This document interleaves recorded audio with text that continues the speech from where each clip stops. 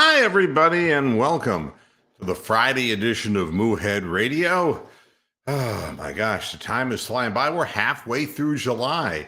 We're coming up on the All-Star break in baseball. And we're less than a month away from the Cleveland Browns' first preseason game on August the 12th. It's amazing how the clock just keeps ticking forward. We're all getting older and no wiser, really. Hope everybody out there is having themselves a good week. Today is more stuff that you just kind of shake your head at. You know, I was thinking there's not much to talk about today. And yeah, there is. The Houston Texans being served and sued civilly by 30 women, caved, settled with them. Just take the money and shut up. Now, I find it real interesting how little of a ripple effect this has. Hi, Amsterdam. How are you?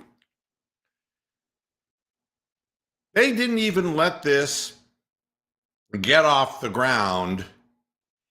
They basically called Tony Buzbee and said, "Hey, Tony, here's the money. You can pick the bags of money up." And they didn't do anything wrong, right? And that's the funny part of the story. Everybody who is, in my opinion, overreacted about Deshaun Watson is underreacting to the fact that the Houston Texans have just tried to buy their way out of a problem. And I understand it. In the end, you're going to pay. It's like I said about Deshaun Watson. 20 of the 24 cases are settled, and Tony Buzbee is continuing to say that the other 4 are going to sue him. No, they're not. Once that punishment gets doled out by the NFL, whatever it is, they're going to decide whether they're going to stay in or take more money from him. For example, let's say the NFL just says this is an indefinite suspension and we're going to give you the right to reinstate. And we might take you back and we might not. What do you think the Tony Buzbee and the women are going to do? It's like, well, that's indefinite. And we can't wait indefinitely for our money. Ashley Solis is saying, hey, if I'm a hero, pay me like a hero. This is how it all goes in the business. That's a lot. Whatever she's going to settle for, a lot of Instagram massages. Okay? Now, that's if they give him an indefinite suspension. But what if the NFL comes up with something less, something that the people who hate Deshaun Watson and are convinced that he is a serial rapist? And what if he gets 8 games? We'll just pull that out of our rear end, okay? 8 games. Well, they can continue to make Deshaun Watson's life miserable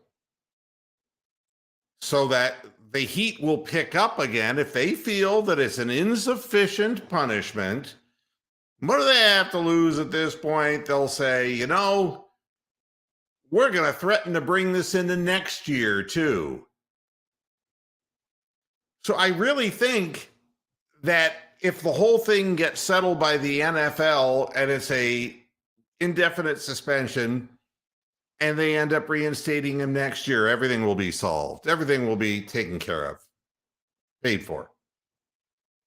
The thing that's really interesting is listening to the quotes of the owners of the Houston Texans. We were shocked and deeply saddened when we first learned of the allegations against our then franchise quarterback in March 2021.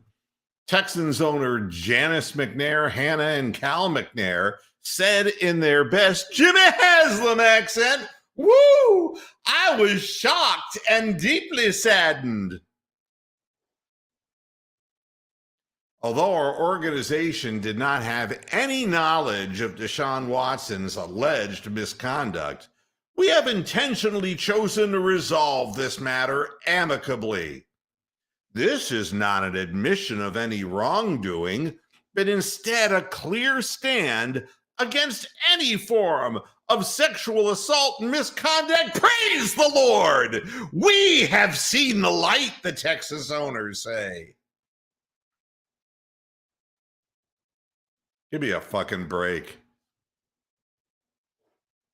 This is not an admission of any wrongdoing. Wait till the firings start. Oh my goodness. We're taking a clear stand against sexual assault and misconduct, and that's why we set up the hotel room for him.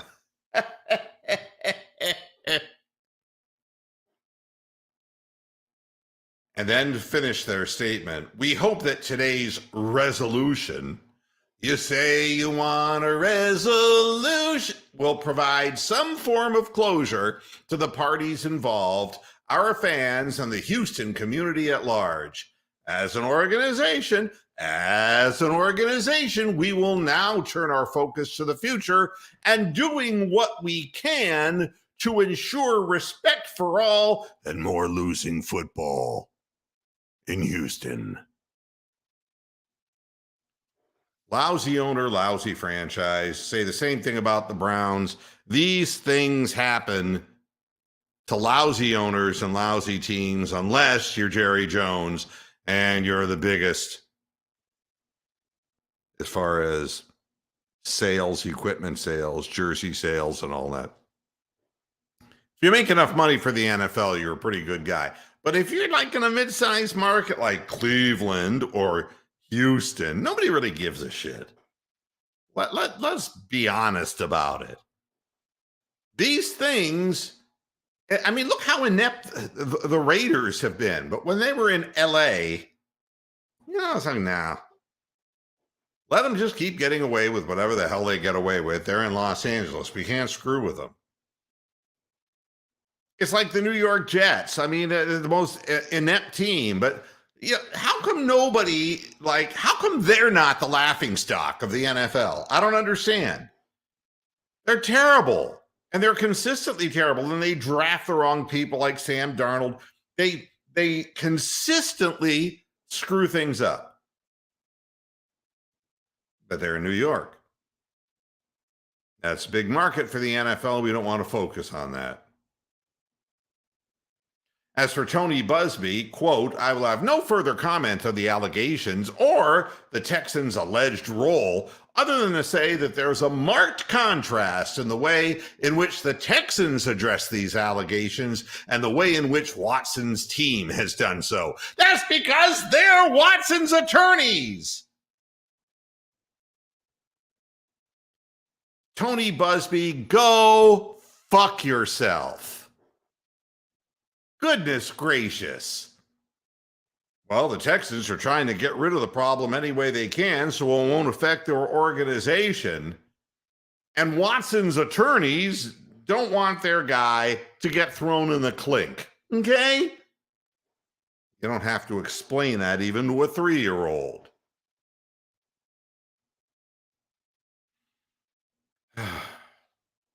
$30 women, just like that. Just like that. Now, as far as the NFL, what are they going to do? What is the NFL going to do about this? It's all we've been hearing about is, we got to punish Cleveland. Deshaun Watson in Cleveland. That's all we talk about. Hey, Daktar, how you doing? You glorious bastard. There you go. Little George C. Scott, huh? Going on in the chat room. What's the NFL going to do? It's all they've been doing is talking about how they're just going to slap down Deshaun Watson, and they're going to continue to double down on the year-long indefinite suspension, right? The indefinite suspension that he has a right to reinstate. They're going to keep doubling down on that. But what is the punishment going to be for a team that enabled the behavior? I don't know. I don't know. They're remarkably quiet about it. The whole case is settled. Maybe they're just not the target this time, folks. I'll tell you one thing. I mean, the stories are corroborated stories at this point, that the documents that that the women were being asked to sign by Deshaun Watson were provided to them by employees of the organization, and that the organization was booking the very hotel rooms where these acts occurred. Please, don't tell me you're taking a stand on something. You're just trying to get out of the way. And what would be a fair thing? Penalty against the Houston Texans. What would it be? We're going to take draft picks away from you. They don't know how to draft anyway.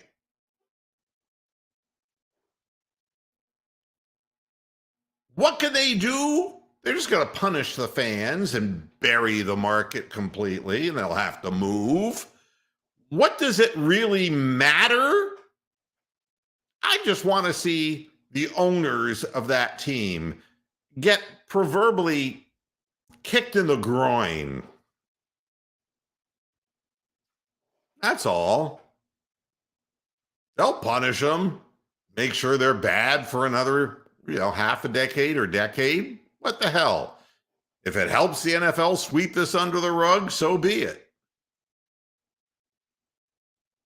I'm just amazed that Jimmy Haslam somehow didn't have something to do with, setting up rendezvous meetings for Deshaun Watson at Pilot J, at truck stops. I'm just amazed that he had nothing to do with it. God only knows what he has left for us in Cleveland.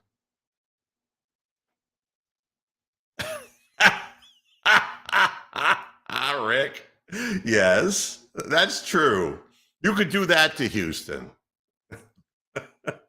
There's a fresh talent just out of college ranks. He's Jacksonville? No, he was never in Jacksonville.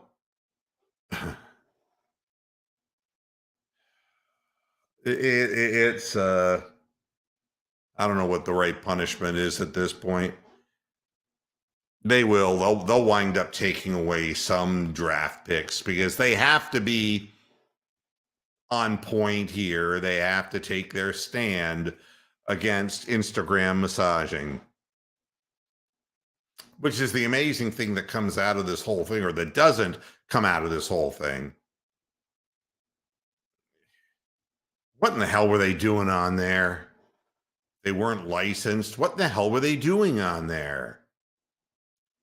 I think we all know what they were doing on there because we see Instagram influencers all over the place. And influencers is a really nice word for prostitutes.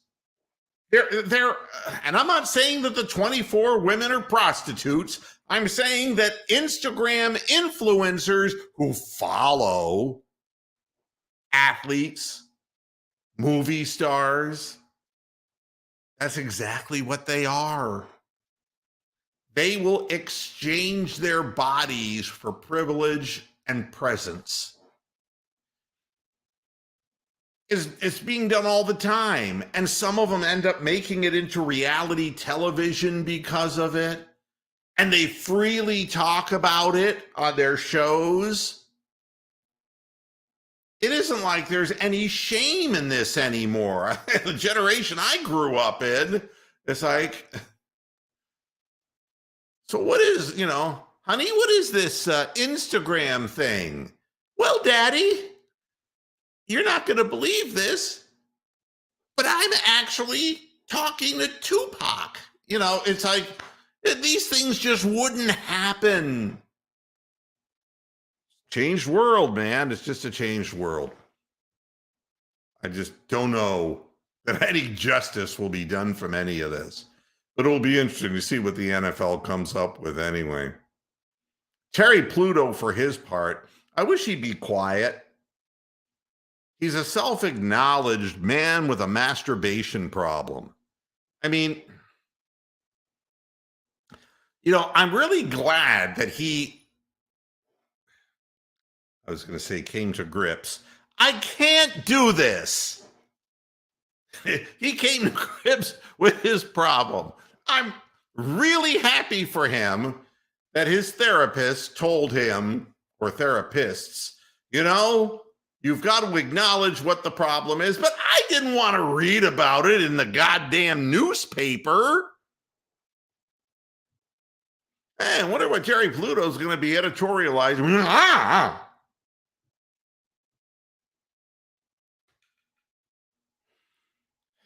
The Cleveland spooge dealer. This is not the guy I want lecturing me about this, okay?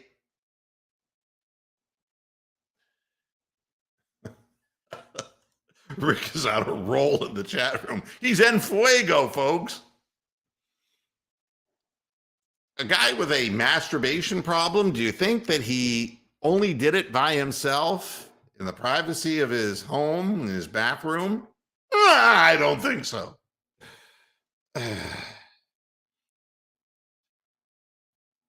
At book signings? Hey, Terry, what's going on? A little under the table dealing here. Yeah, but he wrote a whole article today about it. Oh, yeah. Time for the NFL to penalize the Houston Texans for their role in the Deshaun Watson case.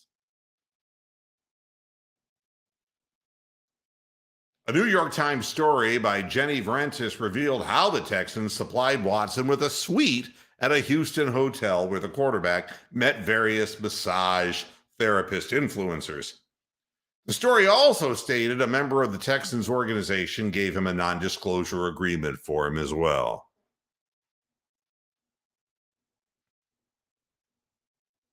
But Terry is just going full bore morality without even the question about how ethical it is for women to be offering physical contact in areas that they are not even licensed in on social media.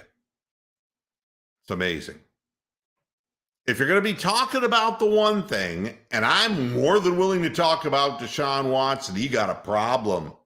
And I don't know that this problem isn't going to eventually destroy him. It's a sickness, man. There's no doubt about that. What about the people who are advertising that way? They're peddling themselves on social media. They're agreeing to things.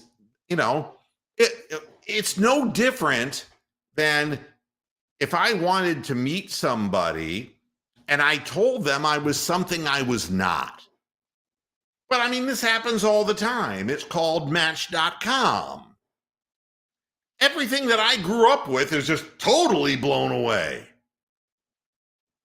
Yeah, you put up a picture of yourself, you're a handsome, rugged-looking man, and you know something? I was a stunt double in Hollywood, and yeah, whatever,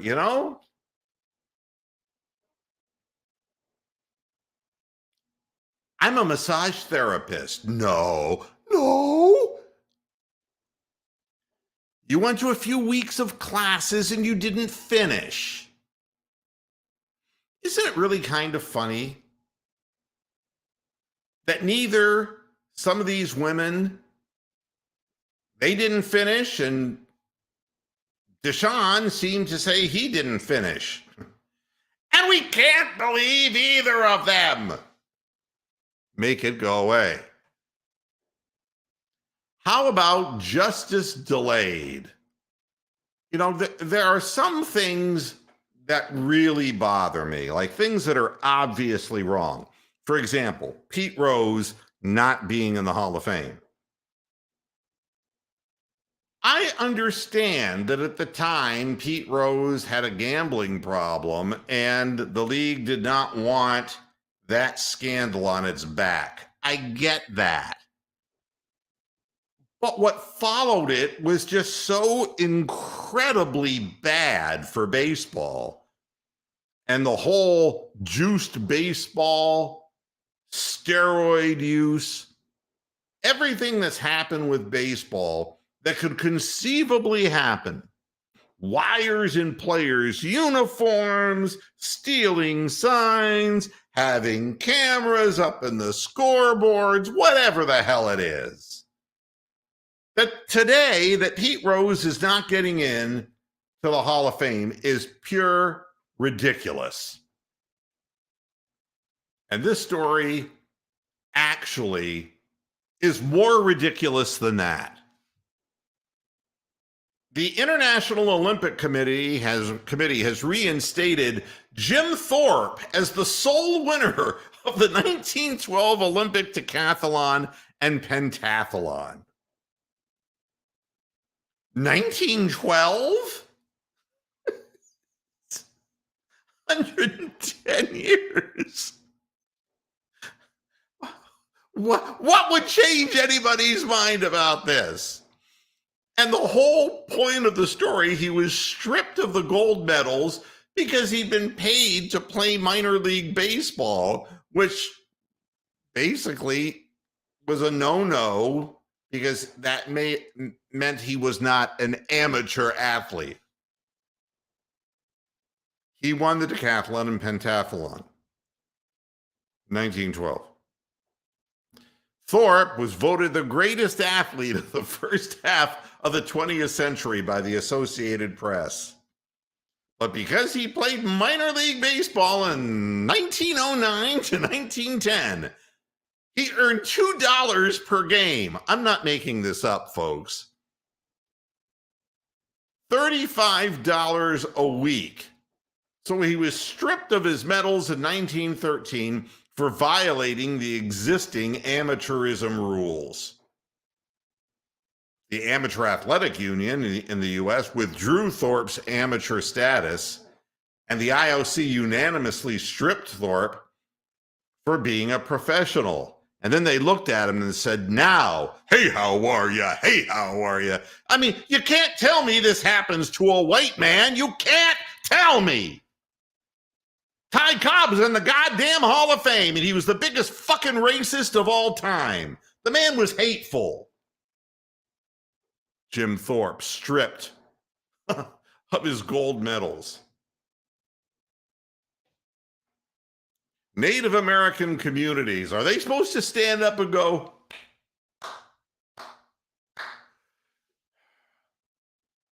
He was the first Native American to win a gold medal, and then they stripped it for $35 a week.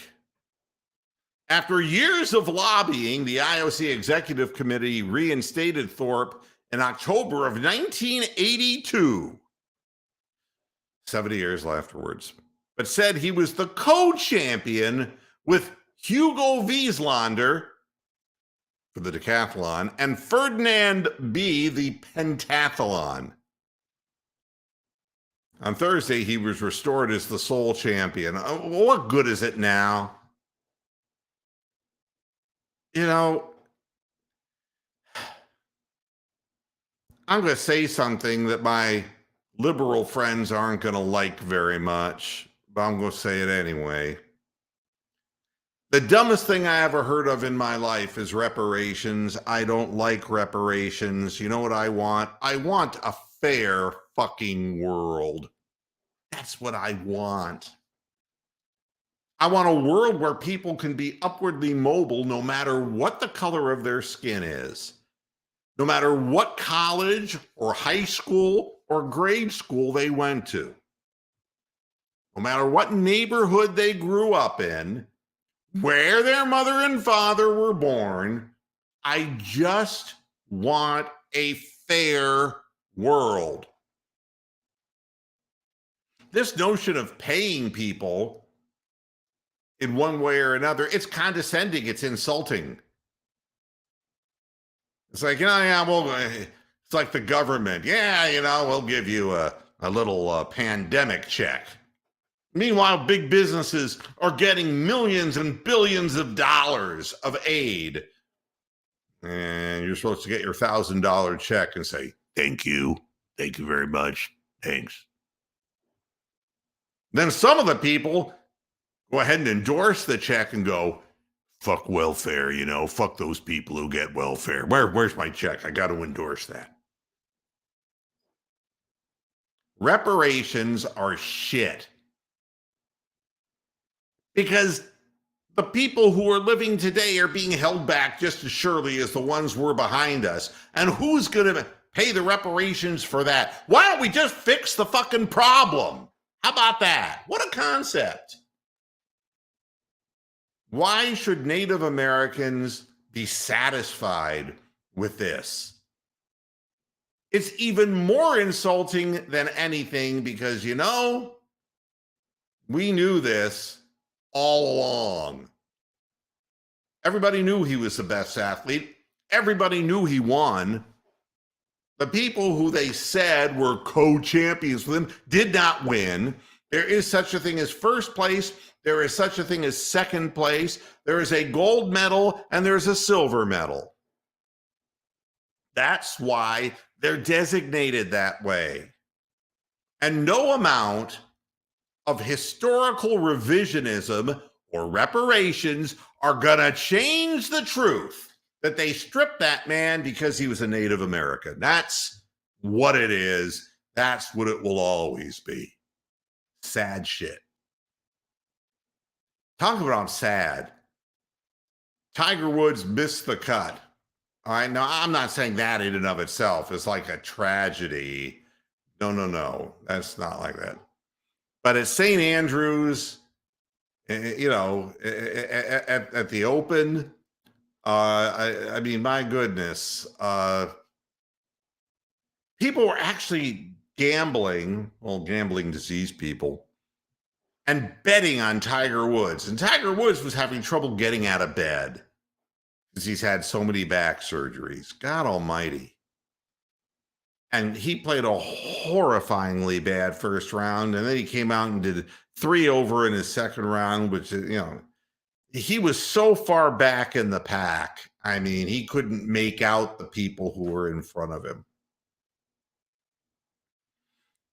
And as he walked down the 18th, the fairway, and the crowd erupted into cheers, and Tiger burst into tears, realizing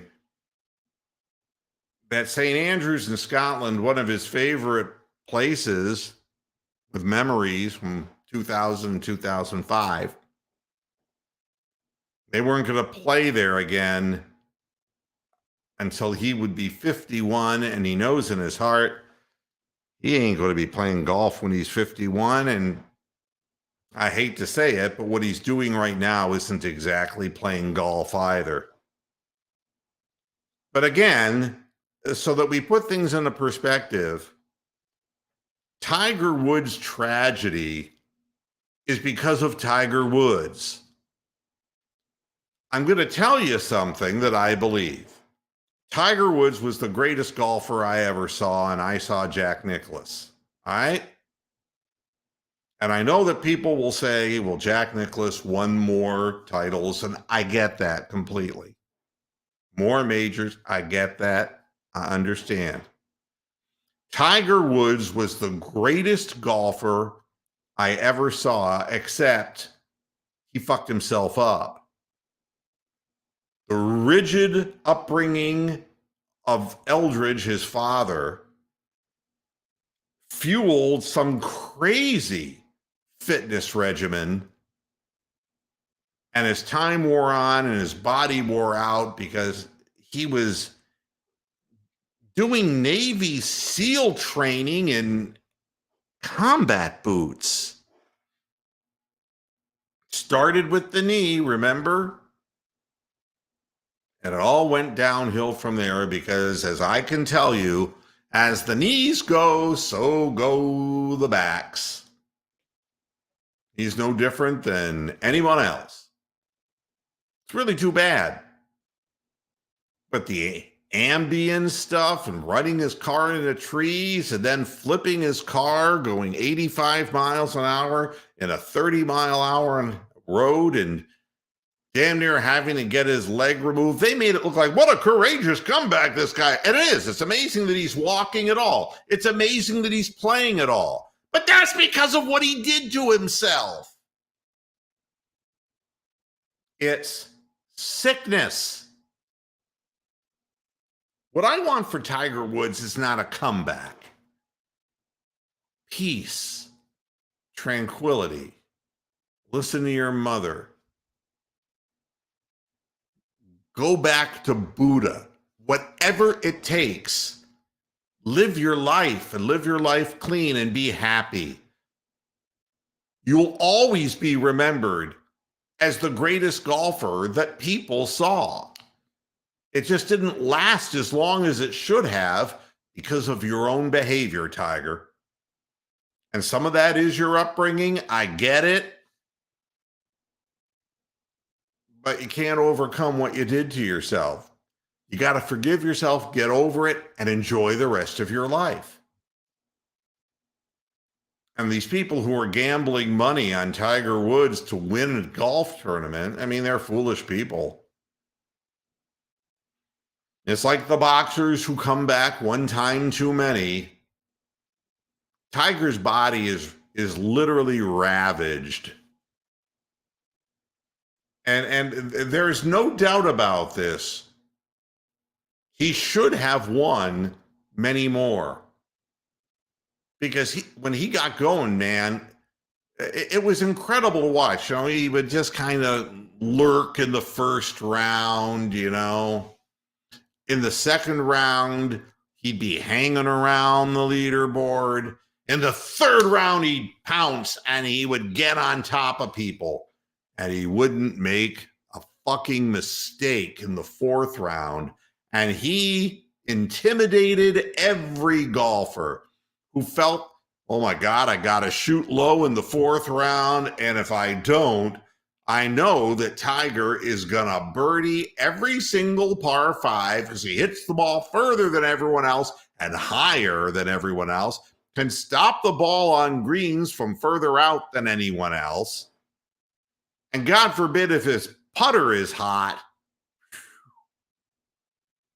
I got to shoot a 64 or 66 just to have a chance in the fourth round. They'd all fall apart.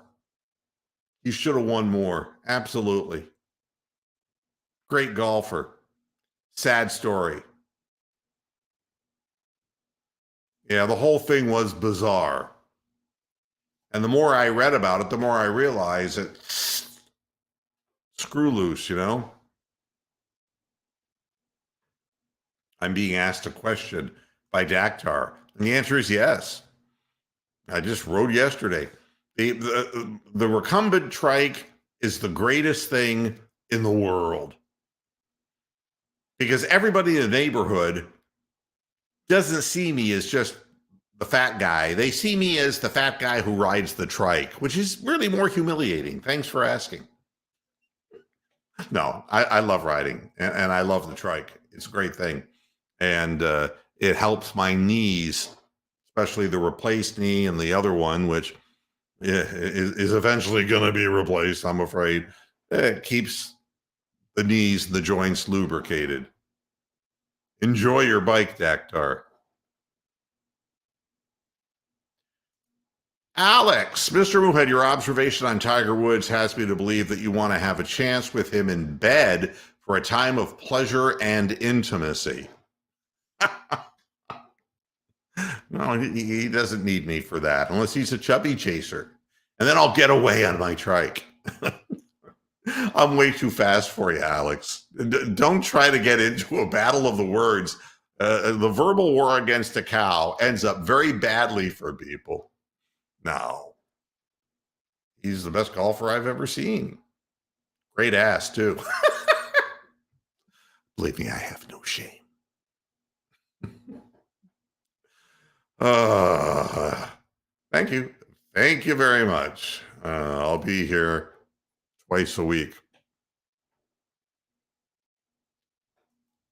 Let's guess where Orlando Brown Jr. plays after next season, because he turned down a deal to just take the franchise tag with the Kansas City Chiefs. And we get this feeling that Orlando Brown will probably wind up back with the Ravens again. The Chiefs' final offer was 6 years, $139 million. That included a $30.25 million signing bonus and $95 million in the first 5 years of the contract, which means that sucker was front loaded.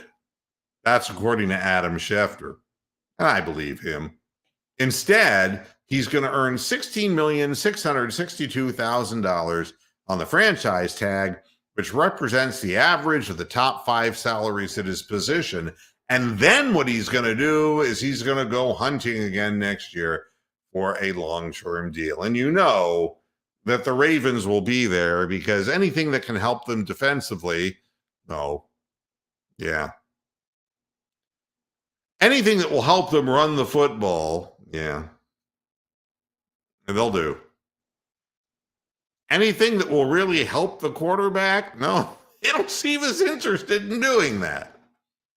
But it's interesting, there are several players who were following the same strategy, including the Cowboys tight end Dalton Schultz, the Dolphins tight end Mike Gesicki, and the Bengals Jesse Bates III. They're going to play the 2022 season on their one-year franchise deals. And Jesse Bates III, he's just going to say to himself, I can get some money because I'm with a team now that has a quarterback. Of course, Brown was acquired by the Chiefs before the 2021 season in a trade with the Ravens that sent a total of 4 draft picks to Baltimore. And why do I get a feeling they'll get the draft picks and they'll still end up with Orlando Brown, who will take a pay cut to do it? Why do I get that feeling? I don't know. Other things on my radar. Congratulations to Tristan McKenzie. When I first saw this guy come up, I thought that he was anorexic. I said, you know how we read names? And I'm not like a big baseball guy who's like scouring our minor league system in Cleveland, and see, well, who really are the up-and-comers? But you had to end up reading about Tristan McKenzie and how well he was doing in Class A and Double A and all that good stuff, and how young he was and how fast he was moving up. And boy, it had been a long time since somebody moved up that fast through the minor league system. I think it was Cologne that was the last guy who really just zipped on up. And then when I saw him for his first start, it was like, what in the hell? Dr. Sticks? What in the hell is that? And he didn't throw strikes. He was emotional on the mound. But I'll say this for the Guardians. They sure get the most out of pitchers, because when they leave, they don't do as good as what they did in Cleveland. It's really a surprise. And Tristan McKenzie, in his last several outings, has looked like somebody who, as Baker Mayfield would say, woke up feeling really dangerous. I watched him strike out 6, hitters in the last 3 innings of a game which he pitched 8 innings, struck out 12. And he could have told them it's the curveball coming, and they could not hit it. They were going to swing 6 inches, 4 inches over the ball. Things just falling off a table. The guy is skinny, he's angular, and he gets the fastball up there at 93. But unlike before, he was spotting that fastball early in the count. And you have no idea what kind of problems this guy was having falling behind in the count, having to come in with fastballs, and anyone hits fastballs in the big leagues. But if you can get ahead in the count, ask Bieber, you know, your wipeout pitch is right there for you. And time again, he just kept going back to that curveball. And it is one of the best curveballs that I've seen from a Cleveland pitcher. It was funny. They were, saying, well, which was better? The announcers were saying, Bieber's last appearance when she pitched a complete game, it was like 95 pitches, which I think that's the best. But or Tristan McKenzie striking out 12 in 8 innings and giving up 5 hits and no runs. And it's like, I don't want to compare him, to Bieber. That's not the point. But who does he remind me of with the wicked curveball? And it's funny how pitchers can be different. Nolan Ryan in the day had a 98-mile-an-hour fastball when nobody was throwing 98. And he threw so many no-hitters, it was crazy. But you knew that he would be in the running for a no-hitter if he was throwing his curveball for strikes, because everybody's sitting there waiting on the 98-mile-an-hour heat. And if he's throwing the curveball, his secondary pitch for strikes, then you're screwed. It reminded me of Doc Gooden. When Doc Gooden had his curveball working, forget about it, man. Forget about it. And I'm watching Tristan McKenzie, and I'm saying to myself, man, if he gets 2 strikes on the hitters, if he can get guys to swing a ball up out of the strike zone, get up, get a few foul balls or whatever, that curveball, it's like an optical illusion. So I just wanted to say, great job. They've done a great job working with this kid, and I hope his arm holds up and his body holds up. Another thing, the Phoenix Suns match Indiana Pacers 4-year, $133 million offer sheet to DeAndre Ayton, the agents have said. But we knew they had to do that. The thing that's so funny about this, is it about anything but money? Phoenix has showed no inclination whatsoever to negotiate a sign and trade agreement with Indiana prior to Ayton signing the sheet. But the Suns were going to match whatever it said. For his part, Ayton allegedly wanted to be part of the Pacers. Why? $133 million. I'm not going to tell you that Sarver's team in Phoenix is ideal, but the Pacers?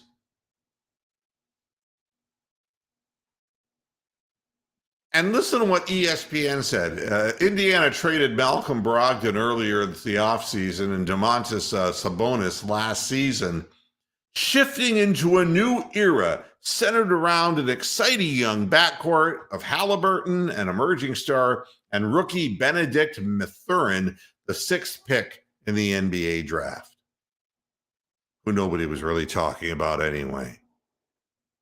The Pacers needed to clear out $4.7 million in cap space to sign Ayton to the max offer sheet. In order to do that, they waived their guard Dwayne Washington, waived and stretched the 3 players who arrived in the Boston trade. Nick Stauskas is the only one you've heard of, by the way. And Ayton has done well. He's averaged 16.3 points and 10.5 rebounds. And he's been a good defensive player. This past year, it was 17.2 points and 10.2 rebounds. He shot 63.4% from the field. Sounds a lot like our center in Cleveland, doesn't it, Jarrett Allen? Although he's slimmer, maybe a different kind of guy. Shoots 74.6% from the free throw line.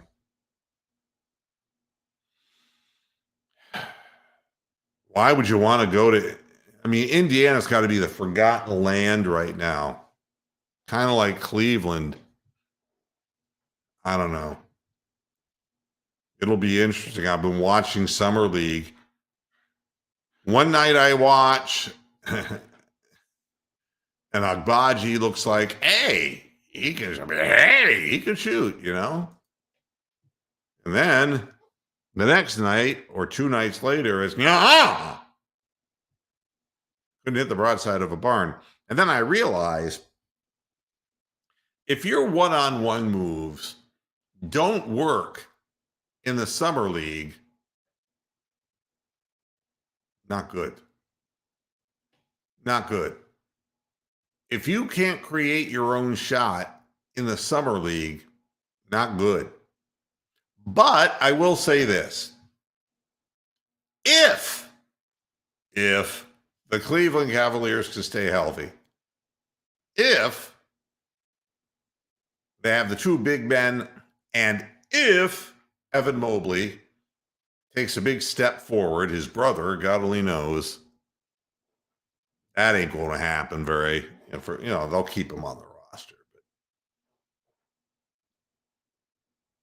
But Evan could be a really special player if he keeps working on his body, his strength, and his skills. Jarrett Allen, if they can keep him motivated by coaching him hard. Darius Garland, who's honestly a very gifted player, but was just run into the ground last year with minutes played. Not sure about Colin Sexton, but I'd rather have Colin Sexton, I guess, than to have Karis LeVert. Be that as it may, I'm not sure how much the injury that got Sexton into trouble, that's knocked his value down. But we don't, and assuming, and this is assuming so much, that Markkanen can stay healthy for more than a week at a time, and because he has range.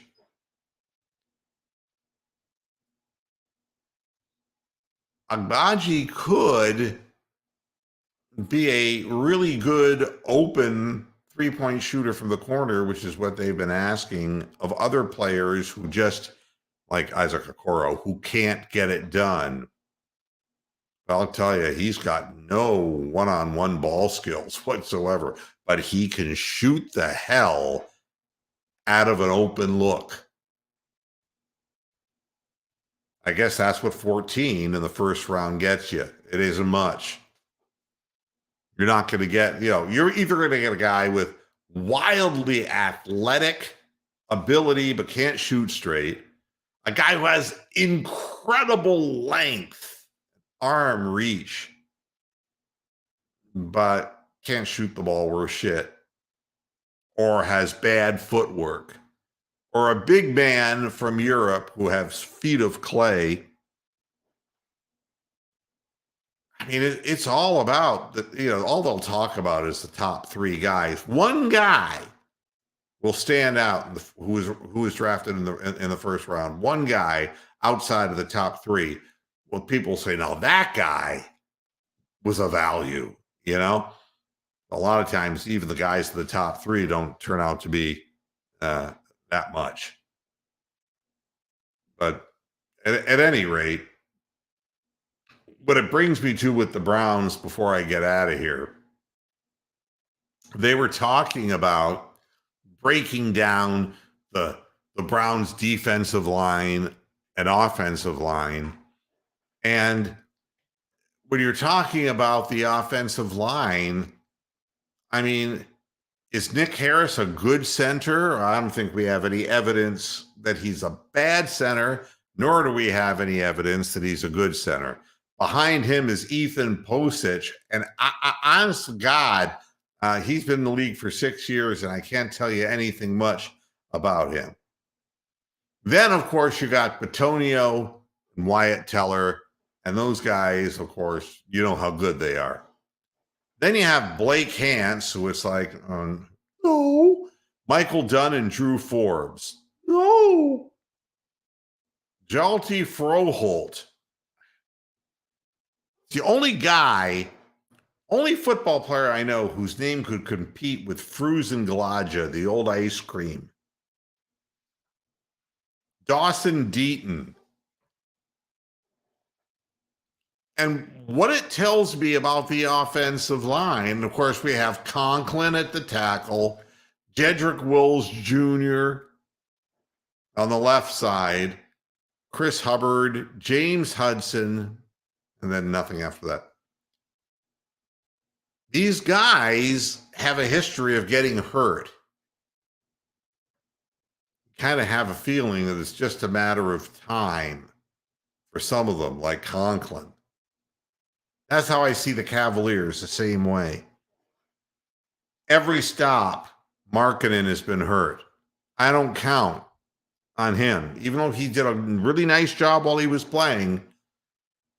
By his career standards, he was actually healthy last year. That's scary. But these offensive linemen, I mean, Chris Hubbard was injured as a backup. Jedrick Wills, I don't think he takes his job as seriously as he should.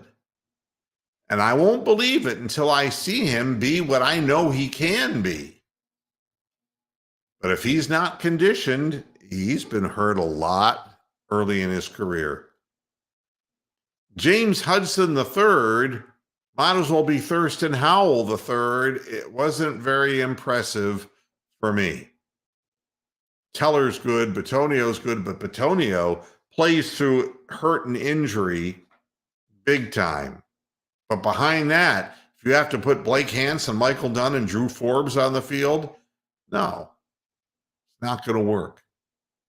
So when people say, God, if we just had Deshaun Watson next year, it's like not necessarily the case. Because I've seen the backup offensive line play, and we got no depth there. And then I start looking at the defensive tackle position, you know, and what's going on there. We actually have more depth. Now, I'm not going to tell you that we necessarily have the players. I mean, we're hoping that Perion Winfrey can somehow overcome the fact that he's a bit underweight and that he has utilized what he has, raw strength, to dominate college football. But to be honest with you, the pro level is going to take more than that. But I think our defensive line actually has more guys who have proven that they can play at this level than any of our second string offensive linemen. And I would hate to think what's going to happen to Jacoby Brissett if his offensive line goes down. It would be bad enough for Deshaun Watson. It was bad enough for Baker Mayfield. And by the way, before I completely get out of here, it was nice to see Baker Mayfield at least acknowledge that his stubbornness on insisting on playing, that we can't point our fingers directly at Kevin Stefanski, directly at Jimmy Haslam, but that by his own admission, it was his own stubbornness that put him out on the field. And that may have been the thing that pissed his teammates off, and it might be the reason why nobody had his back. Because backup quarterback never got a chance to play, and he was healthy. And I know arm not very good. Just maybe He had the confidence of his offensive linemen and wide receivers at that point more than Baker did. The reason I bring this up is not to rub it in for Baker Mayfield. He's going to be what he's going to be, and wherever he plays in the future, I hope it goes well for him. But he had a big part in this too. Don't act like he was just a standby guy, a bystander, and a drive-by shooting happened. It ain't like that. Stop making it sound that way. T-Tosh brings this up, and quite accurately, that Wills, who looked like he was just leveling people in his rookie year, he wasn't the same guy.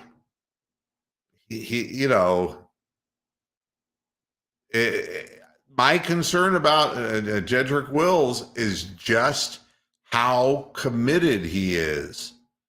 The thing is, he's surrounded by players who are committed to take the bumps and bruises in the NFL. And somehow,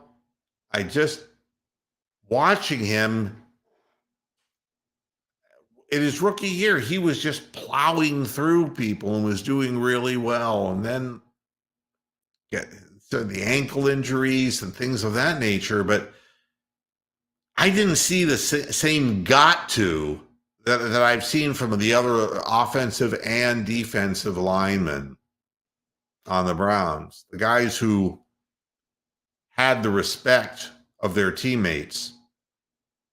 I don't know. I'm a little concerned about him.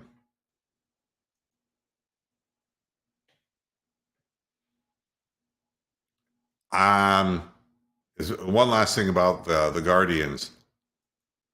I know, deadline decisions. Ahmed Rosario, Franmil Reyes, and more. I say Franmil Reyes is going to be gone. You just cannot afford, and I'm not going to use that word in relation to the owner of the team.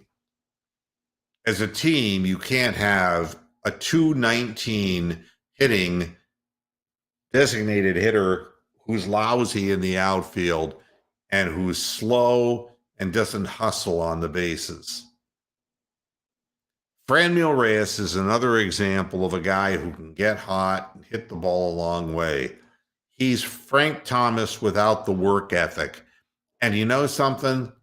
There's a lot of big men who technically learn how to hit the ball and just have the pure strength to muscle it out. You know, I've been watching Miguel Cabrera in this recent series with the Tigers. Guy's 40 years old. He doesn't hit the long ball much anymore, only 3 dingers this year. But the guy's still hitting close to 300. And it's amazing watching him get his bat on the ball and still making solid contact, hitting line drives at 40 years of age. And Franmil Reyes is just waving, guessing at what's coming up to the plate. And then to see a guy like Stephen Kwan. Can you imagine if Franmil Reyes had the hand-eye coordination of Stephen Kwan? The guy would hit 40, 45 home runs a year, would walk so many times, would make the people around him so much more effective. They're not going to keep him.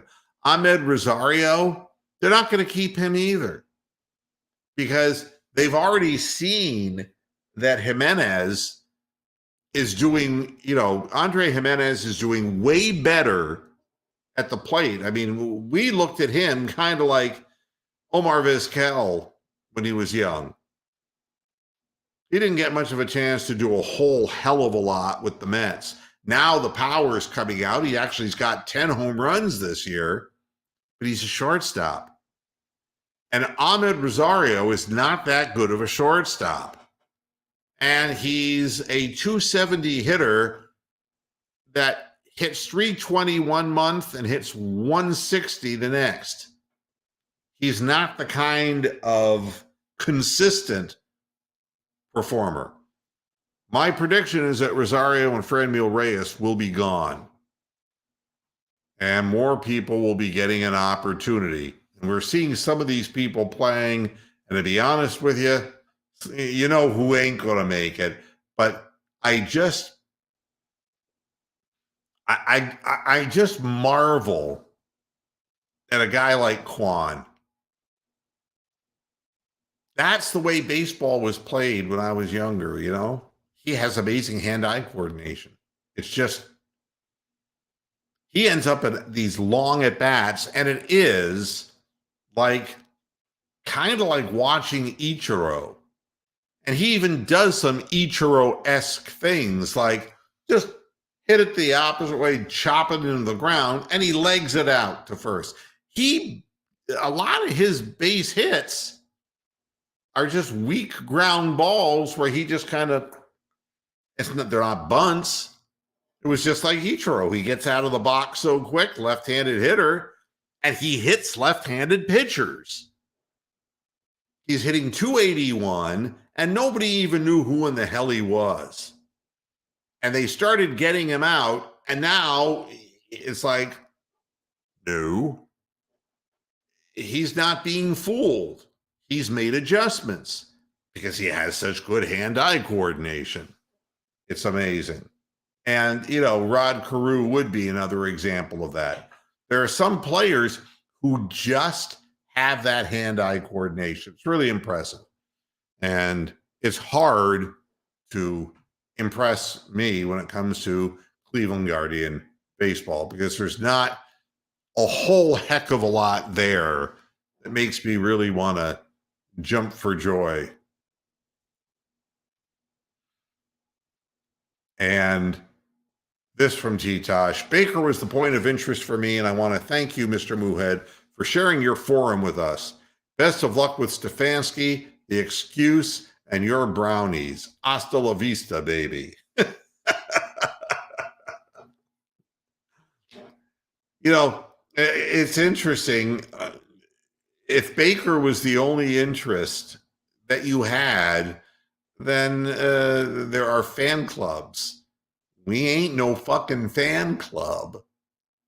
I'm critical of the Cleveland Browns. If you don't watch the halftime and postgame shows, you know, I bleed the colors.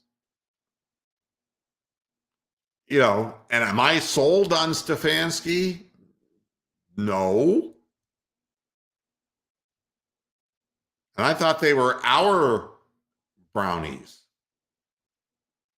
Maybe I'm wrong. Baker Mayfield, I will tell you this. He ain't going to win no Super Bowls. He can't put back-to-back games together well enough. He doesn't have a grasp of what he has to do, and he doesn't have the emotional maturity to get that done.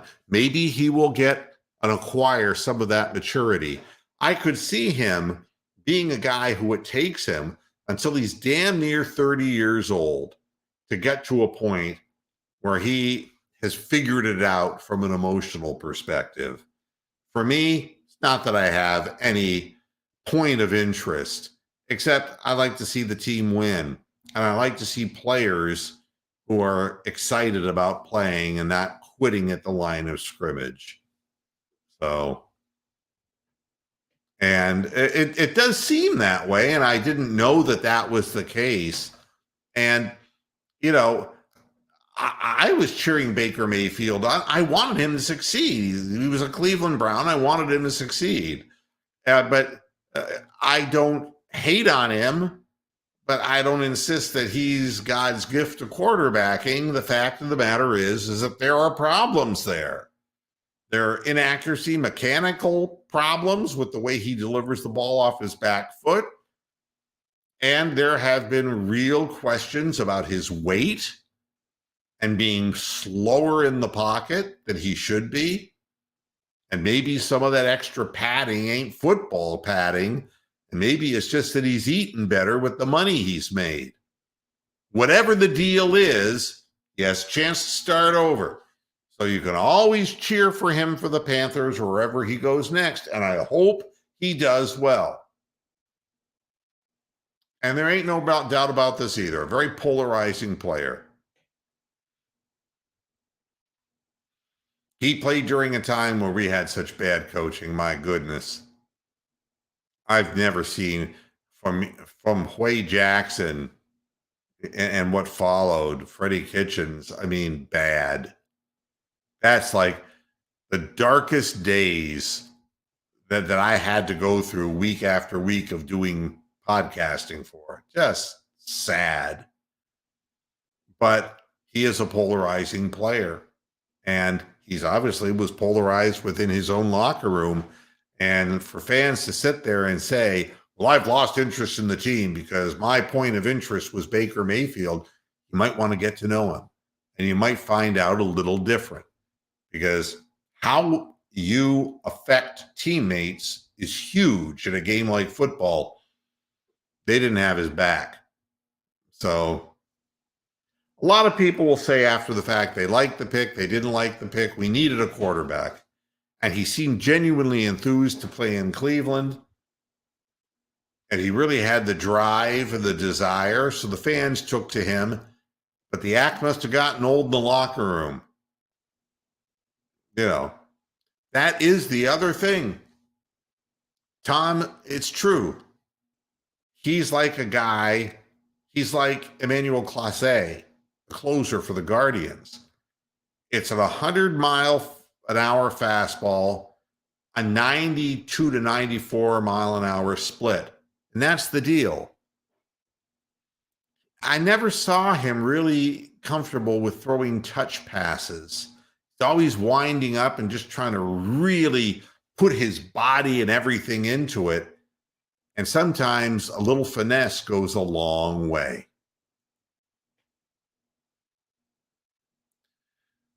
So thanks everybody for tuning in to this edition of Moohead Radio.